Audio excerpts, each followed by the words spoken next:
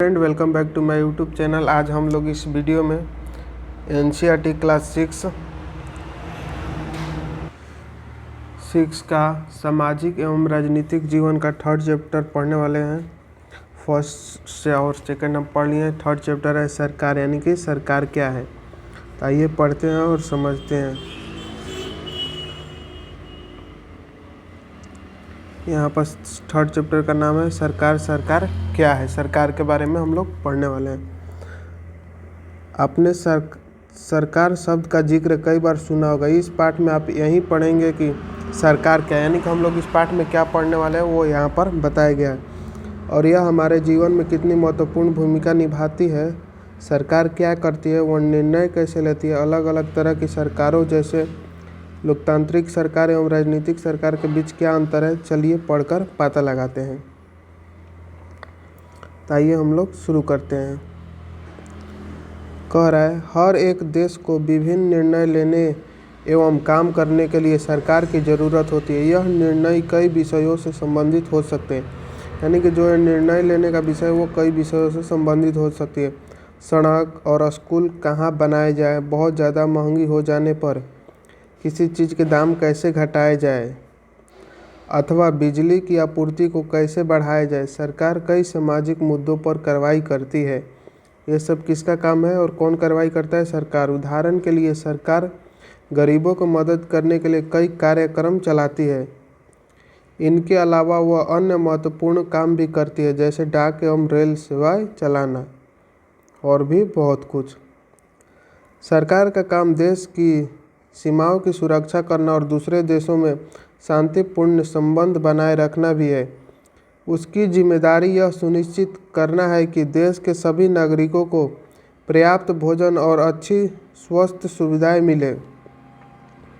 जब प्राकृतिक विपदा घेरती है, जैसे सुनामी या भूकंप, और इधर कोरोना काल आया था, तो मुख्य रूप से सरकार ही पीड़ित लोगों की सहायता करती है। अगर कहीं कोई विवाद होता है या कोई अपराध करता है तो लोग न्यायालय जाते हैं। न्यायालय भी सरकार का ही अंग है।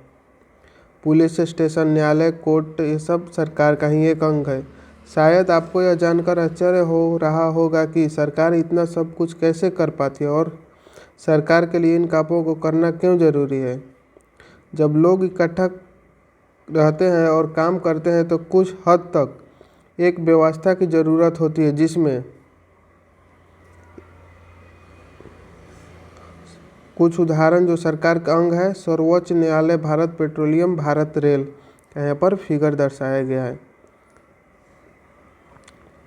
क्या आप सरकार को ऐसे कुछ और कामों का उदाहरण दे सकते हैं जिनकी चर्चा ऊपर की गई? यहाँ पर आप 3 उदाहरण देना है।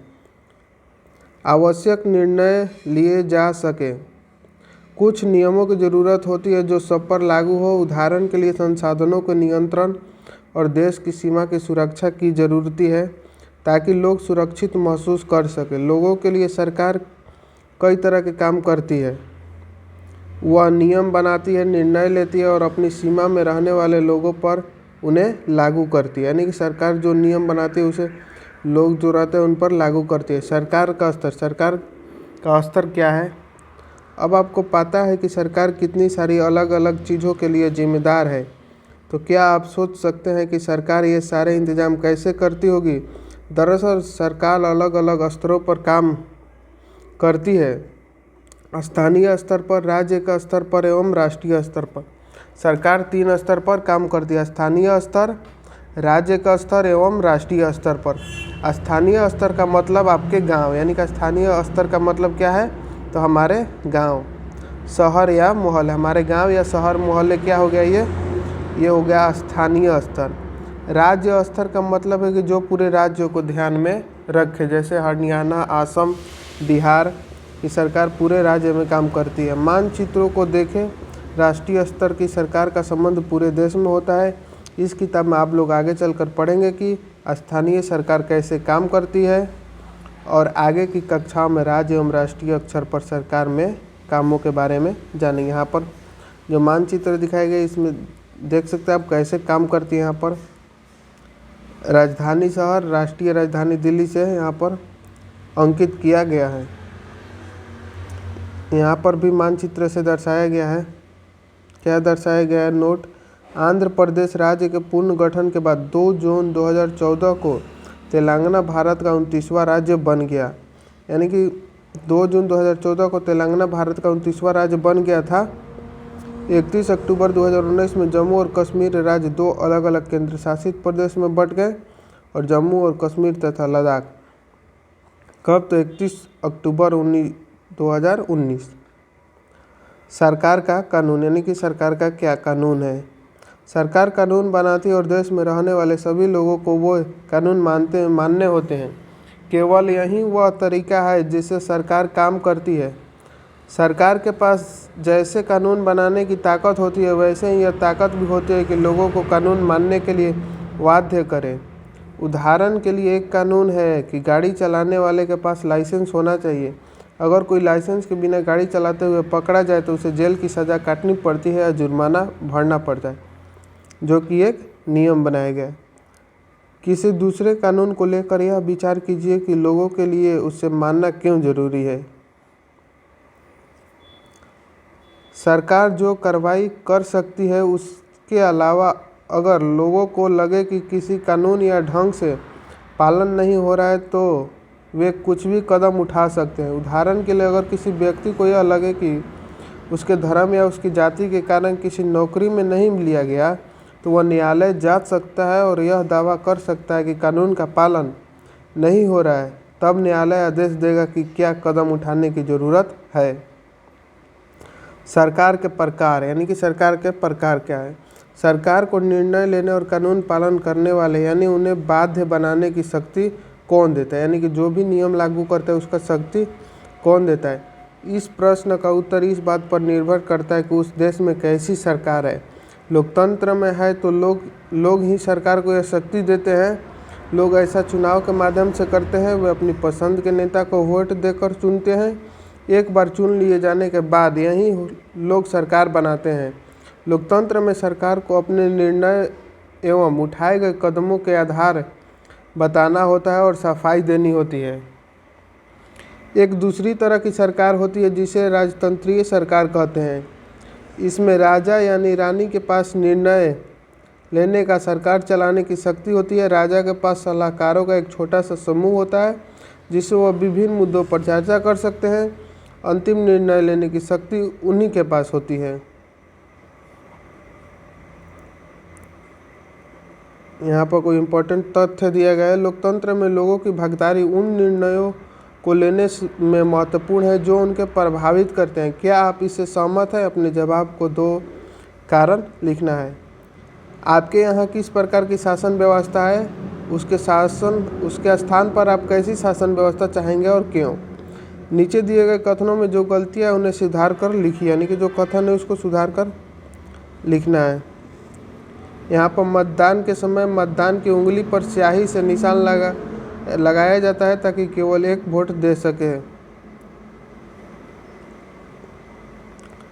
लोकतंत्र के समय राजतंत्र में राजा या रानी को अपने निर्णय का आधार नहीं बताने पड़ते और न ही अपने निर्णयों की सफाई देनी पड़ती। यानी कि लोकतंत्र के समान राजतंत्र में, राजतंत्र जब होता है तो राजा या रानी को अपने निर्णय के आधार नहीं बताने पड़ते, वो सभी निर्णय खुद ही ले लेते हैं और ना ही निर्णय की सफाई देनी पड़ती है। लोकतांत्रिक सरकार, यानी लोकतांत्रिक सरकार क्या है उसको हम लोग समझेंगे। भारत एक लोकतंत्र देश है, यानी कि भारत क्या है? एक लोकतंत्र है। इस लोकतांत्रिक व्यवस्था को पाने के लिए हमने लंबी लड़ाई लड़ी है। संसार में और भी कई देश हैं जहां लोगों ने लोकतंत्र लाने के लिए संघर्ष किए हैं। ऊपर बताया जा चुका है कि लोकतंत्र की मुख्य बात यह है कि लोगों के पास अपने नेता को चुनने की शक्ति होती है। इसके लिए एक अर्थ में लोकतंत्र लोगों का ही शासन होता है, यानी लोकतंत्र मतलब लोगों का ही शासन। लोकतंत्र में मूलभूत विचार यह है कि लोग नियमों को बनाने में भागीदार बनकर खुद ही शासन करें। आज के समय में लोकतांत्रिक सरकार को प्रायः प्रतिनिधि लोकतंत्र कहते हैं। प्रतिनिधि लोकतंत्र में लोग सीधे भाग नहीं लेते, यानी कि प्रतिनिधि लोकतंत्र में लोग सीधे भाग नहीं लेते हैं, बल्कि चुनाव की प्रक्रिया के द्वारा अपने प्रतिनिधि को चुनते हैं। यह प्रतिनिधि मिलकर सारी जनता के लिए निर्णय लेते हैं। आजकल कोई भी सरकार अपने आपको तब तक लोकतांत्रिक नहीं कर सकती जब तक वह देश के सभी वयस्क नागरिकों को वोट देने का अधिकार न दे। लेकिन हमेशा ऐसा नहीं था। क्या आप विश्वास कर सकते हैं कि एक समय ऐसा था जब लोकतांत्रिक सरकार औरतों और गरीबों को चुनाव में भाग नहीं लेने देती थी। फर्स्ट चैप्टर में हम लोग ये बात पढ़े थे कि औरत खुद जाकर लड़ाई लड़ी थी खुद को वोट देने के लिए। अपने शुरुआती दौर में सरकार केवल उन्हीं पुरुष को वोट देने देती है जो पढ़े लिखे थे और जिनके पास अपनी संपत्ति होती थी। इसका मतलब था कि औरतों, गरीबों और अशिक्षित को वोट देने का अधिकार नहीं था। ऐसी स्थिति में देश उन्हीं नियमों के सहारे चलते थे जो ये गिने चुने पुरुष बनाते थे। भारत में आज़ादी से पहले बहुत ही कम लोग को वोट देने का अधिकार था। इसीलिए जनता ने संगठित होकर इस अधिकार की मांग की। गांधी जी समेत कई नेताओं ने इस अन्यायपूर्ण व्यवहार का विरोध किया। उन्होंने भी जोर शोर से यह मांग उठाई। 1931 में यंग इंडिया पत्रिका में लिखते हुए गांधी जी ने कहा था, कब तो 1931 में यंग इंडिया पत्रिका में लिखते हुए गांधी जी ने कहा था, मैं यह विचार सहन नहीं कर सकता कि जिस आदमी के पास संपत्ति है वह वोट दे सकता है, लेकिन वह आदमी जिसके पास चरित्र है पर संपत्ति या शिक्षा नहीं है वो वोट नहीं दे सकता। जो दिन भर अपना पसीना बहाकर ईमानदारी से काम करता है वह वोट नहीं दे सकता, क्योंकि इसमें गरीब आदमी होने का गुनाह किया है। यहाँ पर भी वोट फॉर वुमेन का जो लड़ाई था उसके बारे में दिया गया है। संसार में कहीं भी सरकारों ने स्वेच्छा से अपनी शक्ति लोगों के साथ नहीं बांटी है। पूरे यूरोप और अमेरिका में महिलाओं और गरीबों को सरकार के कार्यों में भागीदारी के लिए संघर्ष करना पड़ा। महिलाओं द्वारा मताधिकार के लिए किए गए संघर्ष ने प्रथम विश्व युद्ध के दौरान और मजबूती पकड़ी। इस आंदोलन को महिला मताधिकारी आंदोलन कहते हैं। इस आंदोलन को महिला मताधिकारी आंदोलन कहते हैं और अंग्रेज़ों में इस सफरेज मूवमेंट कहते हैं। सफरेज का मतलब होता है वोट देने का अधिकार, यानी सफरेज का मतलब क्या होता है, वोट देने का अधिकार।